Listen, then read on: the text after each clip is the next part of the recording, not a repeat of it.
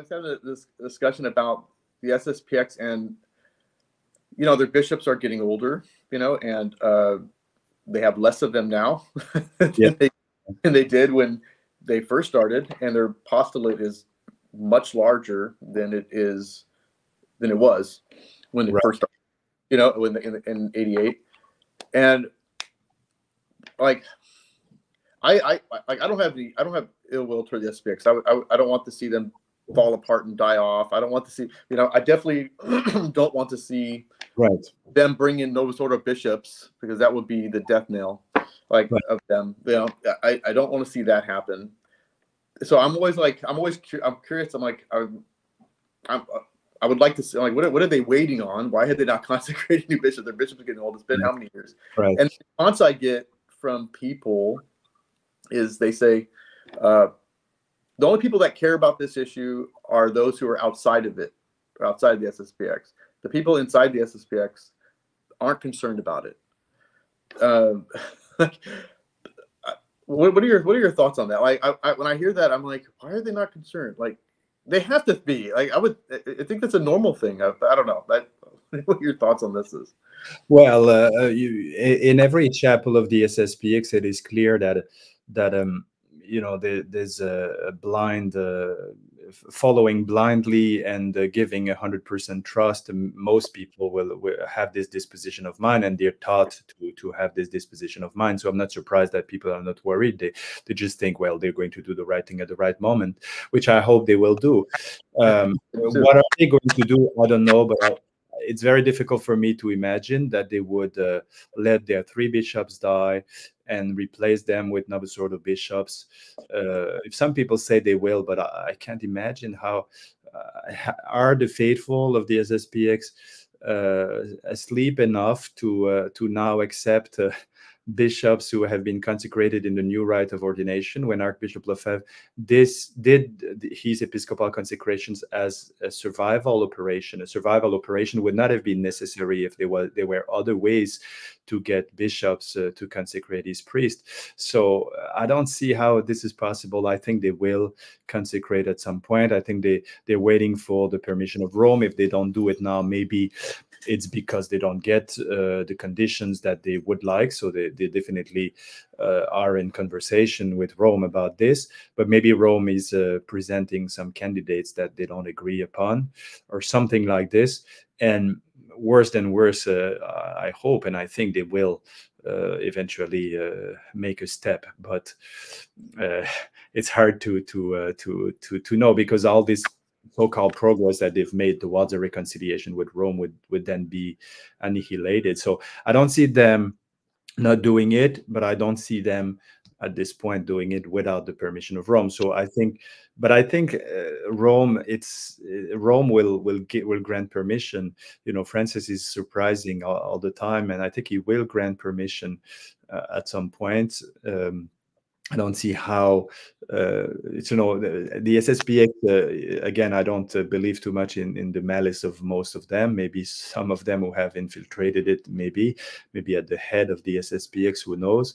God judges the hearts. But I don't see, I think the SSPX has its role to play in the present crisis of the church in the eyes of the modernist, because it represents something that still keeps people attached, maybe in a lighter way than the FSSP or other groups, but still keeps people attached to the Novus Ordo.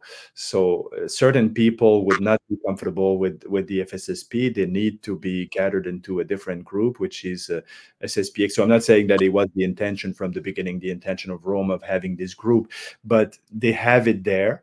And now the authorities of the SSPX have manifested many times their will to have an agreement. Rome knows that the SSPX wants to be united to them. So now they can use them, because of this. If they knew that the SSPX didn't care, well, first of all, the SSPX would consecrate their bishops. But now they play with this. They know they're willing to be recognized. Therefore, they will necessarily use the SSPX to gather a certain group of people into remaining attached to the Novus Ordo. The only ones they can't control at all are those who are completely despising the authority of the Novus Ordo hierarchy.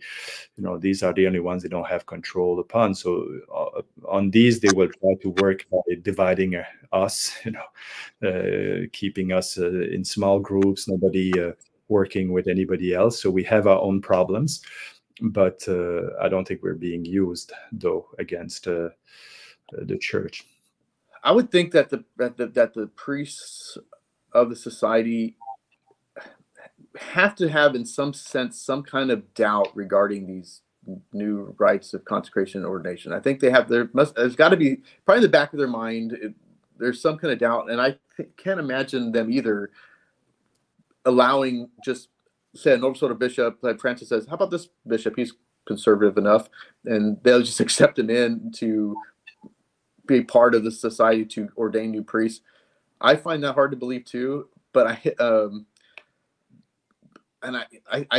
think they definitely would want to consecrate somebody within their own ranks, for sure, and continue the lineage that way. I think they're, well, but the SSPX is making little steps with Rome. You know, that's the strategy of Francis. Francis says, you know, we don't need too much discussion on doctrine. There were doctrinal discussions under Ratzinger, but with Francis said clearly that he wasn't too much interested in doctrinal discussions. For him, what was important was caminare, walk together. So they've received this Bishop Wunder. Now that he's dead, I don't think this was part of the plan, but now that he's dead, they're going to bury him besides Archbishop Lefebvre, as if he were a hero of the faith, when he never condemned Vatican II, never condemned the new Mass, etc. He just retired.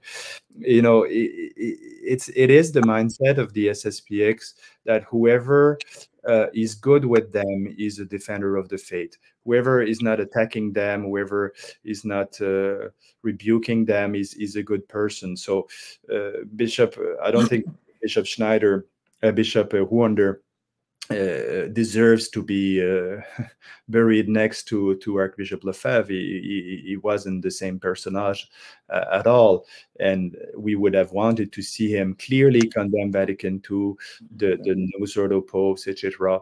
At least hold at the minimum the same position as Archbishop Lefebvre, but we didn't see that, and yet he's considered as a hero of the faith. And someone who goes too far, like Bishop Vigano, well, he's being despised, and you know, he's new to this battle, so he doesn't understand all the ins and outs of it as us who have been here for so long, and so on. You know, this is the narrative, this is the discourse. You know, he's new, so he's going too far. He lacks prudence, and so on. Do you think it's possible with Bishop Wunder that they would have done like a secret conditional consecration of him? Do you? I don't think so. I don't think so. There's no point. No, the point is to recognize. Well, how can you reconcile with Rome without recognizing at least the validity of their sacraments? This is impossible. This is impossible. So obviously they will have to stop reordaining priests, stop reconsecrating bishops, even though they never did it, I think, but not reconsecrate bishops. Stop giving conditional confirmations, recognize the nullity of the marriage nullities given by Rome, and so on. This will all have to be accepted, and it's already done, at least in great part, because there's no way you can reconcile with the Novus Ordo without considering them priests and bishops and popes. What's the point of reconciling, recognizing the authority of someone who is just a layman? It doesn't make sense. I'm sure somebody's gonna. I got people that are with the SSPX that watch the channel, you know, and they may be wondering, like, why are you talking about the SSPX so much, whatever, you know? Why are you talking about? But to be honest, because they're the largest group, and I actually don't want to see them go in any kind of, like, I want to see good for them, to be honest. You know, they were influential for me too. You know, come to tradition as well. So if it got SSPX people I, watching, I owe them a lot myself. You know, I owe them my priesthood and my upraising as a child, as a teenager, etc. So many of us owe them a lot. So obviously, we all hope, you know, are hoping that that something good could come out, but we have no choice but you know, realizing. And so the SSPX, they're offering, you know, opportunities to go to mass, to receive the sacraments everywhere. So I think it's important to remind people of the dangers, because, you know, people could fall for it and then be led astray with time, you know, be led more astray than they already are, back into the Novus Ordo one way or the other. If you're not being told, for example, that the Novus Ordo sacraments are doubtful, then you're going to receive sacraments from the Novus Ordo, and that could harm your soul quite you know, quite a bit. So I think we have no choice. It's like, why are you always talking about the Novus Ordo? Well, because there's a problem and we need to point it out, you know. So the SSPX is a problem, not as much maybe, but there are definitely problems that we must fight. That's right. Yeah, they're large, they're influential, and you know, it's good that they need to be. That's my main. I got other issues with them, obviously, Right. but that's my most issue, is that they recognize these false rites. I guess that during the time of Arianism, bishops and priests were talking a lot against Arianism, and the semi-Arians and those who were doing compromise with the Arians, they had to be addressed. What can we do?